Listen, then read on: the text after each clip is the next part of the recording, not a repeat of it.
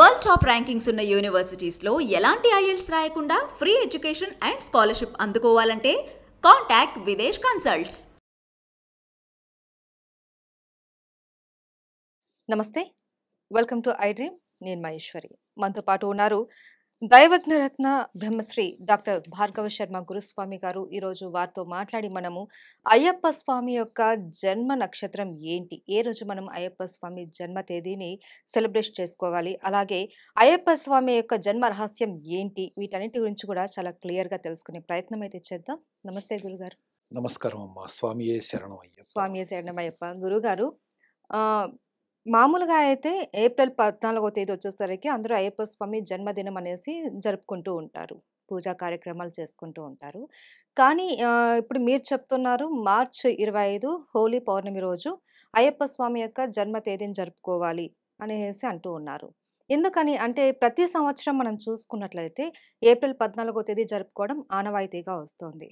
కానీ ఈసారి ఎందుకని మార్చి 25 హోలీ రోజు జరుపుకోవాలి, ఈ పౌర్ణమి రోజు అయ్యప్ప స్వామి యొక్క జన్మదినం అనేసి అంటున్నారు? మీరు అడిగినటువంటి ప్రశ్నలోనే బోల్డంత సమాధానం ఉందమ్మా. ఇప్పుడు ఏప్రిల్ 14వ తారీఖు అనేటువంటిది వచ్చేటప్పటికి క్రీస్తు శకము, అంటే దీన్ని మనం ఇప్పుడు సామాన్య శకము అని కూడా మనం ఎక్కువగా ప్రస్తావిస్తూ ఉన్నాం.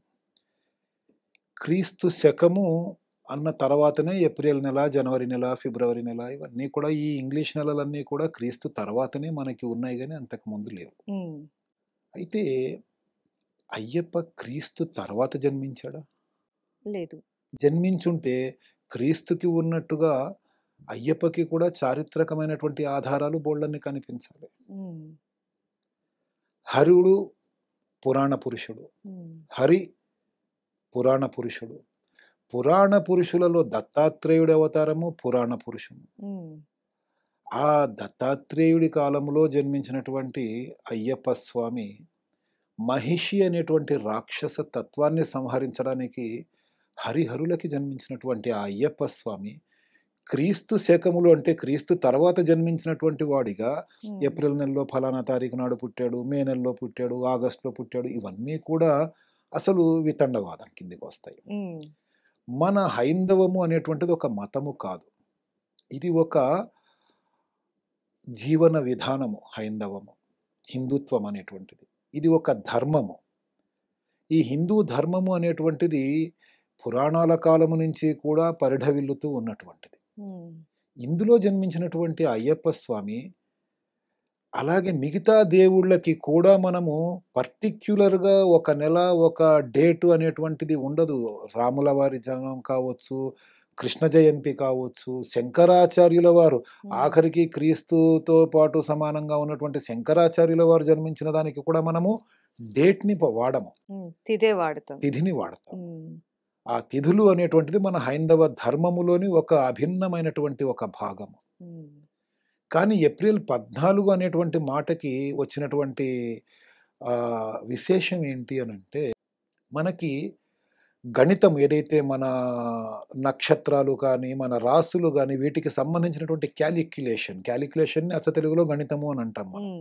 ఆ క్యాలిక్యులేషన్స్ ప్రకారముగా ప్రతి 27 రోజులకు ఒక్కసారి చంద్రుడు అన్ని నక్షత్రాలని దాటుతాడు.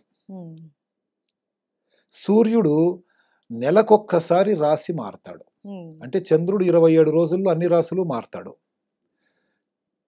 సూర్యుడు నెలకొక్కసారి రాశి మారుతాడు. బృహస్పతి సంవత్సరానికి ఒక్కసారి రాశి మారుతాడు, అంటే కాస్త మెల్లిగా ఆయన యొక్క మూమెంట్ ఉంటుంది. శనీశ్వరుడు 2.5 సంవత్సరాలకు ఒక్కసారి రాశి మారుతాడు. ఇలా ఒక్కొక్క గ్రహము ఒక నిర్ణీతమైనటువంటి సమయం ప్రకారంగా రాశులు మారుతుంది.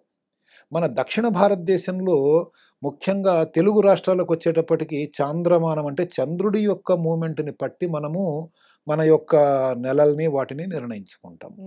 ద్రవిడము అంటే తమిళము కానీ మలయాళము కానీ అటువైపు వెళ్ళేటప్పటికి, కేరళ వైపు వెళ్ళేటప్పటికి సూర్యుడి యొక్క మూమెంట్ని బట్టి రాసులను నిర్ణయిస్తారు. మనకి మకర సంక్రాంతి ఎప్పుడు వస్తుందమ్మా? జనవరిలో. ప్రతి సంవత్సరము జనవరి 13, 14, 15 తారీఖులలో మనకి మకర సంక్రాంతి వస్తుంది. మకర సంక్రాంతి అంటే ఏంటి? సూర్యుడు మకర రాశిలోకి ప్రవేశించడం. అంటే ఎవ్రీ జనవరి 14th టైంలో సూర్యుడు మకర రాశిలోకి వస్తాడు. ఉమ్, మళ్ళీ జనవరి 14th రావడానికి మళ్ళీ 12 months పడుతుంది. ఉమ్. మళ్ళీ 12 monthsకి మళ్ళీ సూర్యుడు మకర మకర రాశిలోకి రాశిలోకి వస్తారు. వస్తాడు. జనవరి 14 అంటే నెలకొక్కసారి రాశి మారుతాడు. ఉమ్, జనవరి 14వ తారీఖు నాడు మకర రాశిలోకి వచ్చినటువంటి సూర్యుడు దాదాపుగా ఫిబ్రవరి 14వ తారీఖు వచ్చేటప్పటికి 2వ వారం పూర్తయ్యేటప్పటికి కుంభరాశిలోకి, మార్చి 2వ వారం పూర్తయ్యేటప్పటికి మీనరాశిలోకి వస్తాడు. ఉమ్, ఏప్రిల్ 2వ వారం పూర్తయ్యేటప్పటికి సూర్యుడు వచ్చేటువంటి రాశి మళ్ళీ ద వెరీ ఫస్ట్ సైన్ ఉమ్, మేషరాశిలోకి వస్తాడు. ఉమ్. మేషరాశి అన్నింటికన్నా మొట్టమొదటి రాశి. అవును. ఈ సూర్యుడిని యొక్క గమనముతోటి వాళ్ళ యొక్క మిగతా వాటిని క్యాలిక్యులేట్ చేసుకునేటువంటి పద్ధతి ఏదైతే ఉందో అది ఎక్కువగా తమిళ, మలయాళ దేశాలలో ఉంటుంది. ఉమ్, మనము ప్రతి సంవత్సరము ఉగాది పండుగ ఎలాగైతే చేసుకుంటాం, మన ఉగాది పండుగ కూడా పర్టిక్యులర్ డేట్కి రాదు. ఉమ్. అవును. కానీ సూర్యుడు మాత్రం పర్టిక్యులర్ టైంలోనే రాశి మారుతాడు. ఉమ్, ఈ మలయాళం ముఖ్యంగా అయ్యప్ప స్వామి కొలువై ఉన్నటువంటి కేరళ రాష్ట్రము, తమిళనాడు రాష్ట్రంలోని దాదాపుగా దక్షిణ భాగము, అక్కడ సూర్యుడు మేషరాశిలోకి వచ్చినటువంటి రోజుని వాళ్ళు నూతన సంవత్సరంగా మార్చుకుని వాళ్ళు దాన్ని ఆ విధంగా పాటించి మనము ఉగాది చేసుకున్నట్టుగా వాళ్ళు విషు అనేటువంటి కార్యక్రమాన్ని చేసుకుంటారు. ఉమ్. So Vishu is the Ugadi for Keralites and Tamil Nadu. Tamilians. ఉమ్, వాళ్ళకి నూతన సంవత్సరం ప్రారంభం అప్పుడు. ఉమ్, ఆ నూతన సంవత్సరం ప్రారంభంలో అన్ని దేవాలయాల్లోనూ అత్యంత అద్భుతంగా పూజలు చేసుకుంటూ ఉంటారు. ఉమ్, ఇంకా అయ్యప్ప పుట్టినరోజుకు వచ్చేటప్పటికి పాల్గొన మాసములో ఉత్తర ఫల్గుణి నక్షత్రము సమయములో ఆయన జన్మించటం జరిగింది. ఉమ్, పాల్గొన మాసము కూడా మార్చి ఏప్రిల్ నెలల్లోనే టచ్ అవుతుంది. ఉమ్. సో అయ్యప్ప పుట్టినరోజు తెరిచి అలాగే విషుకి కూడా తెరవటం మూలంగా ఉమ్, ఆ విషు అనేటువంటిది అయ్యప్ప పుట్టినరోజు అనేటువంటి ఒక భ్రమలోకి, ఒక మూఢనమ్మకంలోకి జనాలందరూ రావటం జరిగింది. ఉమ్, కానీ మనము ఆ శబరిమల క్యాలెండర్ని గనక మనం ప్రతి సంవత్సరం ఏ రోజుల్లో తెరుస్తారు, ఏ రోజుల్లో మూస్తారు, ఆ తెరిచేటప్పుడు ఏ విశేషం మూలంగా తెరుస్తున్నారు అనేటువంటిది వాళ్ళు ప్రింట్ చేసేటువంటి డైరీలలో ఉంటుంది. ఉమ్, అది మనం శబరిమల యాత్రకి వెళ్ళినప్పుడు కొనుక్కొని తెచ్చుకొని చూస్తే ఉమ్, ఖచ్చితంగా మార్చి ఎండింగ్లో విషు అనేటువంటి ప్రోగ్రాం వేరే ఉంటుంది. ఉమ్, అప్పుడు తెరిచేటువంటి టైమింగ్స్ వేరే ఉంటాయి, ఆ రోజులు వేరే ఉంటాయి. అలాగే పంగుని ఉత్తరం అనేటువంటి మాట రాసి ఆ 3 రోజులు కూడా దేవాలయం తెరిచి ఆరెట్టు అంటే విశేషమైనటువంటి ఉత్సవాలు, పూజలు, స్వామివారి ఊరేగింపు ఇవన్నీ కూడా చేస్తారు. ఉమ్, సో ఈ పంగుని ఉత్తరం అనేటువంటి డేట్ మాత్రం ఎప్పుడు మారుతూనే ఉంటుంది. ఉమ్. మీరు అడిగారు ఇందాక ఈ పౌర్ణమి రోజు వచ్చింది, హోలీ ఉమ్, నాడు ఎప్పుడు అవును. అలాగే వస్తుందా అన్నట్టు. కానీ కాదండి. ఉమ్, ఈ సంవత్సరం మారుతూ ఉంటుంది. మాత్రమే 25 మార్చ్ ఉమ్, పంగుని ఉత్తరము, ఉత్తరా నక్షత్రము, అలాగే ఈ యొక్క హోలీ పండుగ కలిసి రావటము, ఆ పౌర్ణమి కలిసి రావటము జరిగింది. కానీ ఉమ్, ఖచ్చితంగా హోలీ పండుగ రోజే మళ్ళీ అయ్యప్ప పుట్టినరోజు అనేటువంటి మాటను కూడా మనము చెప్పము. చెప్పు. మనకి తిథులు ఎలాగైతే ముఖ్యమో, చాంద్రమానము చంద్రుడి యొక్క మూమెంట్ తోటి మనము చేసుకునేటువంటి ఉత్సవాలు ఏవైతే ఉంటాయో వాటికి తిథులు ఎలా ముఖ్యమో ఉమ్, ఈ మలయాళము, తమిళము అటువైపు నక్షత్రాలు చాలా ముఖ్యం. ఉమ్. మీరు ఇక్కడ పూజ చేసుకుంటే, ఏదన్నా దేవాలయాల్లోకి వెళ్ళి పూజ చేసుకుంటే వాళ్ళు ఏమడుగుతారు, మీ పేరేంటి, మీ గోత్రం ఏంటి అని అడుగుతారు. అవును. అదే మీరు మదురైయో లేకపోతే రామేశ్వరమో ఇంకా తిరుత్తణి, పళని ఇలాంటి దేవాలయాలకి, శబరిమలకి అక్కడికి వెళ్ళి పూజ చేయించుకుంటే మీ పేరు అడుగుతారు, ఉమ్, మీ నక్షత్రం అడుగుతారు, గోత్రం అడగరు. ఉమ్, నక్షత్రంకి చాలా ఇంపార్టెన్స్ ఉంటుంది అక్కడ ఉమ్, పూజలలో.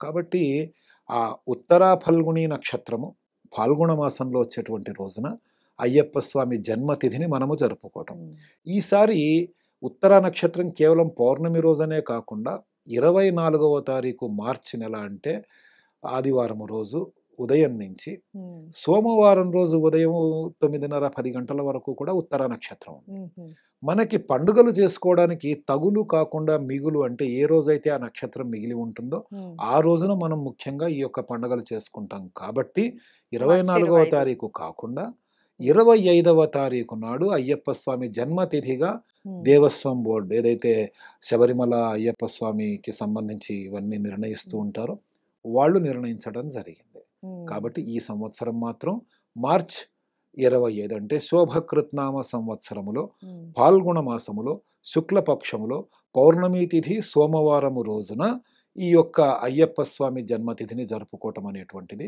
సంప్రదాయము, అది విధానం. ఏప్రిల్ 14 మాత్రం కాదు. కాదు. ఎందుకు కాదు అంటే, మళ్ళీ ఆఖరిగా ఇంకోసారి అందరి మనసుల్లోకి ఈ యొక్క పాయింట్‌ని చేరవేయటం కోసం నేను మళ్ళీ చెప్తున్నాను. క్రైస్తవము కన్నా ముందు పుట్టినటువంటిది హైందవ హైందవము. సంస్కృతి. హైందవములో తిథులు, నక్షత్రాలు, వారాలు, వర్జ్యాలు, తెలుగు మాసాలు ఏవైతే హైందవ మాసాలు ఉంటాయో వీటికే ప్రాధాన్యము. అయ్యప్ప యేసుక్రీస్తు తర్వాత జన్మించినటువంటి శక్తి కాదు.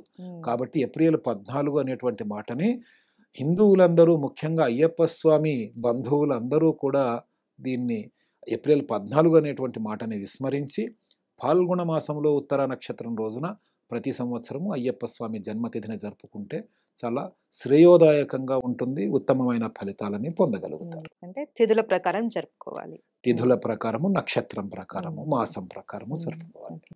అయితే గురుగారు ఇప్పుడు సందర్భం వచ్చింది కనుక ఏంటి అని అంటే ఇప్పుడు ఇంతకు ముందు చాలా మంది కూడా చెప్పారు కానీ ఒక క్లారిటీ అయితే లేదు. ఏంటి అంటే అయ్యప్ప స్వామి యొక్క జన్మ రహస్యం గురించి ఎప్పుడు ఒక పెద్ద ప్రశ్నగానే మిగిలిపోతుంది. ఎందుకంటే కొంతమంది ఛాందస్తవాదులు కావచ్చు, నాస్తికులు కావచ్చు, ఈ మధ్య మనం చూసాం దాని మీద ఒక పెద్ద ఇష్యూ చేసేస్తూ ఉన్నారు. ఏంటి శివుడు హరుడికి ఒక అయ్యప్ప స్వామి ఎలా పుడతాడు, అలా పుట్టిన వాళ్ళు దేవుడా ఇది అదనేసి వాళ్ళ ఇష్టం వచ్చినట్టు మాట్లాడిస్తున్నారు. ఇంతకీ ఏంటి అయ్యప్ప స్వామి యొక్క జన్మ రహస్యం గురించి మన వారికి ఇంకొకసారి తెలియజేస్తారా? తప్పకుండానమ్మా. చాలా ముఖ్యమైనటువంటి సమాచారం మనము మన యొక్క ఈ అయ్యప్ప స్వామి పుట్టినరోజు సందర్భంగా దీని గురించి మాట్లాడుకోవటం అనేటువంటిది కూడా చాలా విశేషం. అవును. గత 2 సంవత్సరాల క్రిందట ఒక వ్యక్తి, ఇంక పేర్లు అవి అందరికీ తెలిసినవే, ఉమ్, అడగటం జరిగింది.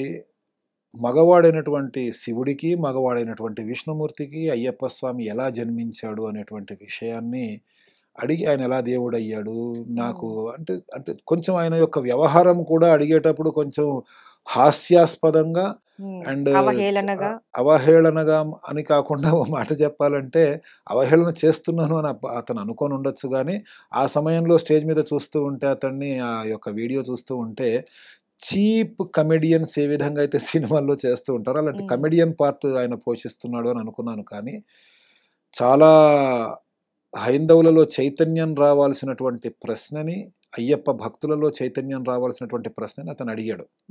అడిగినందుకు చాలామందికి కోపం వచ్చింది, ధర్నాలు చేశారు, పాపం ఆ వ్యక్తిని కొట్టారు, పరిగెత్తించారు. పాపం అనే మాట ఎందుకు అంటున్నాను అని అంటే, అతను బయటపడ్డాడు. ఎలా అయ్యాడో చెప్పండి అని చెప్పి. కానీ కొన్ని కోట్ల మంది అయ్యప్ప స్వామిని ఆరాధిస్తున్నటువంటి స్వాములు బయటపడట్లేదు.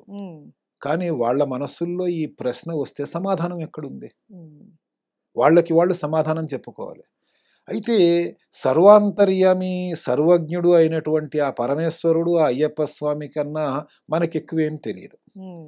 ఆ వ్యక్తి అలా మాట్లాడడానికి కారణము కూడా ఆ భగవంతుడు, ఆ స్వామి అని నేను అనుకుంటున్నా. ఆయన అలా మాట్లాడడం మూలంగానైనా సరే, నిజమైనటువంటి తన భక్తులు ఎవరైనా సరే, తనని నమ్మినటువంటి వాళ్ళు, తనని నమ్ముతున్నటువంటి వాళ్ళు, తనని ఆరాధిస్తున్నటువంటి వాళ్ళు ఎవరైనా సరే, ఆ ప్రశ్నకి సమాధానం తెలుసుకునే ప్రయత్నం చేసి వాళ్ళని వాళ్ళు ఉద్ధరించుకుంటారేమోననేటువంటి సంకల్పం భగవంతుడిది కావచ్చు. కాబట్టే ఆ వ్యక్తితో అలా మాట్లాడించాడేమో. ఎందుకంటే శివునాజ్ఞ లేకపోతే చీమ కూడా కుట్టదు కదా. అంటారు. కానీ ఒక దశాబ్దంన్నర కిందటి నుంచి అదేంగోలో తెలియదు కానీ మన భారతదేశాన్ని గొర్రెల కాపర్లు పరిపాలిస్తూ ఉండడం మూలంగా మన వాళ్ళందరూ గొర్రెల్లాగా తయారైపోయారు. ఆలోచించడం అనేటువంటిది లేదు వాళ్ళకి. లేకుండా ఆచరిస్తూ వెళ్ళిపోవటమే. ఆ పక్క గొర్రె ఎలా చేసిందో వీళ్ళు అలా చేయటమే. వాడు అడిగినందుకు వాడి మీద కోపం తెచ్చుకున్నారు. కానీ వాడు అడిగిన దాంట్లో అర్థం ఏమన్నా ఉందేమో మనం ఆ సమాధానం తెలుసుకుంటే భవిష్యత్తులో ఇంకోటి ఎవ్వడు కూడా ఆ ప్రశ్న అడగడు కదా అనేటువంటి సమాధానం చెప్పగలము కదా అనేటువంటి జిజ్ఞాస, తెలుసుకోవాలనేటువంటి తపన ఎవరిలోనూ కనిపించాల. ఈ రోజున మీరు అడిగారు, మీరు అడిగినటువంటి కారణం చేతనైనా సరే కనీసం ఒక 10 మంది స్వాముల్లో, అయ్యప్ప భక్తులలో ఆ యొక్క మార్పు వచ్చి సమాధానాన్ని గుర్తుపెట్టుకొని రేపొద్దున ఎవడు అడిగినా సరే కుక్క కాటుకి చెప్పు దెబ్బ అన్నట్టుగా సమాధానం చెప్పేటువంటి చైతన్యం రావాలని ఆ భగవంతుడిని ప్రార్థిస్తూ సమాధానం చెప్తున్నాను. చెప్పండి గురుగారు. సైన్స్ అనేటువంటిది విదేశాలలో, అమెరికాలో ఎన్నో చోట్ల ఇప్పుడు అభివృద్ధి చెందిందేమో. కానీ మన భారతదేశములో చరకుడు కానివ్వండి, ఇంకా అలాంటి ఎంతోమంది మునులు కానివ్వండి, విరిగిన ఎముకలని అతుకు పెట్టటము అండ్ దాన్ని ఏమంటారంటే చర్మము కాలిపోతే మళ్ళీ దాన్ని ఏం చేస్తారు? ఇప్పుడు ఇంగ్లీష్‌లో ఏదో అంటారు కదండీ! Plastic surgery. ప్లాస్టిక్ సర్జరీలు చేయటం ఇలాంటివన్నీ ఉన్నాయి కదా! కంటికి సంబంధించినటువంటి అనారోగ్యాలు. హ్మ్. ఇలాంటివన్నీ కూడా మహాభారత కాలము కన్నా ముందు నుంచే అభివృద్ధి చెందాయి మన యొక్క హైందవ ధర్మములో. హ్మ్. ఆయుర్వేదో అమృతానాం అంటారు అందుకే. హ్మ్. ఆయుర్వేదం పంచమ వేదం. మహాభారతం తర్వాత అంతటి శక్తి కలిగినటువంటిది ఆయుర్వేదం. హ్మ్. వేదాలతో సమానమైనటువంటిది. అదొక ఆరోగ్య సూత్రము. హ్మ్. అది ఎప్పటినుంచో కొన్ని తరాలుగా, కొన్ని శతాబ్దాలుగా, కొన్ని సహస్రాబ్దాలుగా మన హైందవ ధర్మములో ఉంది. హ్మ్. దానికి ఉదాహరణ ఏంటి అనంటే భారతములో కుంభ సంభవుడు ఎవరినంటారు? ద్రోణాచార్యుడినంటారు. హ్మ్. కుంభ సంభవుడు అంటే ఏంటి? కుంభము అంటే కొండ.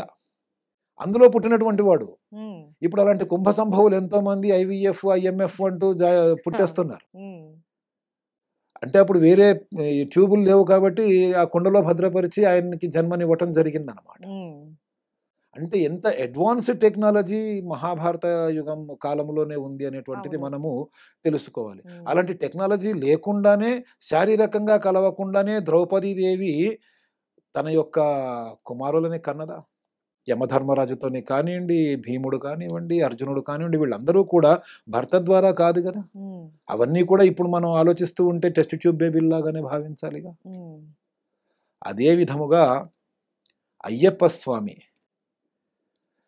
వైష్ణవమైనటువంటి హరి చాలా ఆకర్షణ శక్తి కలిగినటువంటి, వర్చస్సు కలిగినటువంటి, మగవాళ్ళు కూడా తన్మయత్వంతో చూస్తూ ఉండిపోగలిగినటువంటి మహాశక్తి హరి. హ్మ్. ఆ హరుడు, ఆ హరుడు మహా అద్భుతమైనటువంటి పురుష పుంగవుడు. ఆ హరి స్త్రీ అలంకరణతో, స్త్రీ అవతారముతో అమృతాన్ని రాక్షసులకి ఇవ్వకుండా దేవతలకి మాత్రమే ఇవ్వడం కోసం ఉద్భవించింది. హ్మ్. అలాంటి హరిని చూసి ఈ హరుడు ఆ కాలకూట విషాన్ని తిని అందరినీ కాపాడదామని చెప్పేసి వచ్చినటువంటి శివుడు మోహించాడు. హ్మ్. అందరికీ మోహన రూపమైనటువంటి ఆ విష్ణుమూర్తిని చూడగానే మోహం కలుగుతుంది. హ్మ్. అప్పుడు భస్మాసురుడు అనేటువంటి పాత్ర ఎంటర్ అవుతుంది.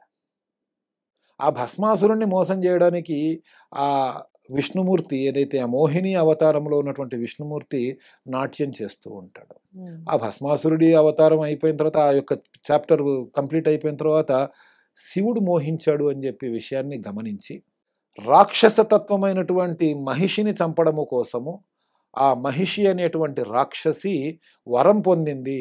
శివకేశవుల అంశతో జన్మించినటువంటి శక్తితోనే తాను చావాలి అని. హ్మ్. అంటే అక్కడ మనం అన్యాపదేశంగా తెలుసుకోవాల్సిన విషయం ఏంటంటే, రాక్షసతత్వానికి మాత్రమే అలాంటి ఆలోచనలొస్తాయి. అవును. హ్మ్. ఆ రాక్షసి ఏమనుకుంది, శివుడికి, విష్ణువుకి అసలు సంతానం ఎలా జరుగుతుంది? ఇద్దరు మగవాళ్ళే గదా! హ్మ్. సో, నాకు మరణం ఉండదు అని ఉండదు. అనుకుంది. హ్మ్. అలాంటి రాక్షస తత్వంలో పుట్టినటువంటి వాళ్ళే ఇలాంటి ప్రశ్నలడిగారు. హ్మ్. అయితే ఆ విషయాన్ని గ్రహించినటువంటి విష్ణుమూర్తి ఏం చేశారంటే, శివుడిని మైమరిచేటట్టుగా చేశాడు. వాళ్ళిద్దరూ తన్మయత్వముతో ఇప్పుడు సినిమాల్లో పాత సినిమాల దగ్గర నుంచి ఇప్పటిదాకా మొదలెడితే కొంచెం కళ్ళు కలుసుకోగానే గంతులేసేస్తారు. హ్మ్. ఆ విధమైనటువంటి నాట్యాన్ని మొదలుపెట్టారు శివుడు, విష్ణుమూర్తి. వాళ్ళిద్దరూ శారీరకంగా ఎక్కడ కలిసినట్టుగా లేరు. హ్మ్.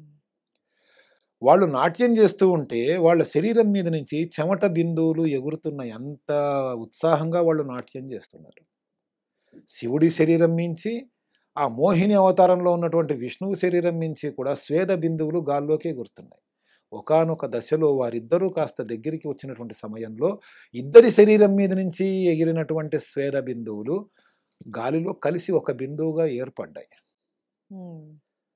అంటే అక్కడ 2 శక్తులు కలిసినాయి. హ్మ్. ఆ కలిసినటువంటి ఆ నీటి చుక్కని స్వేద బిందువుల్ని గమనించినటువంటి పరమశివుడు తన చేతిలో పట్టాడు.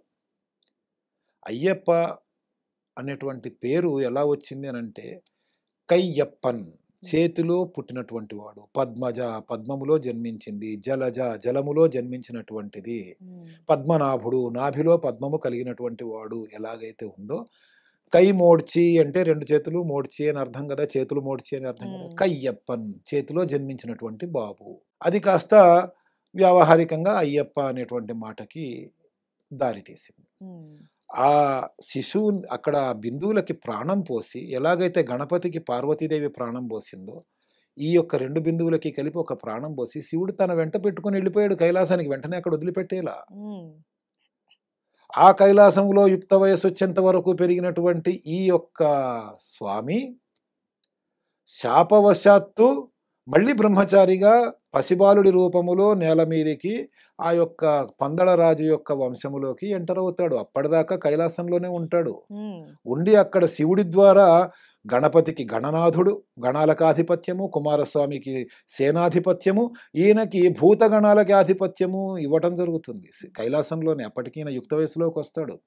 పూర్ణ, పుష్కల అనేటువంటి ఇద్దరిని వివాహం కూడా చేసుకొని ఉంటాడు కైలాసంలో. ఉమ్, ఆ తర్వాత పుష్కలాదేవి యొక్క తండ్రి ఈ యొక్క అయ్యప్పని శపించడం మూలంగా నువ్వు ఎప్పటికీ బ్రహ్మచారిగానే ఉండిపోదువుగా కానీ శపిస్తే ఆ శాపము ఎందుకు ఇచ్చాడు అనేటువంటి అంతరార్థాన్ని తన తండ్రి ద్వారా తెలుసుకొని అప్పుడు మళ్ళీ బ్రహ్మచారిగా బ్రతకడము కోసము పసిబాలుడై మహిషిని చంపడం కోసం భూమి మీదకి వస్తాడు. ఉమ్, ఇంత డెప్త్ ఉంది ఇందులో.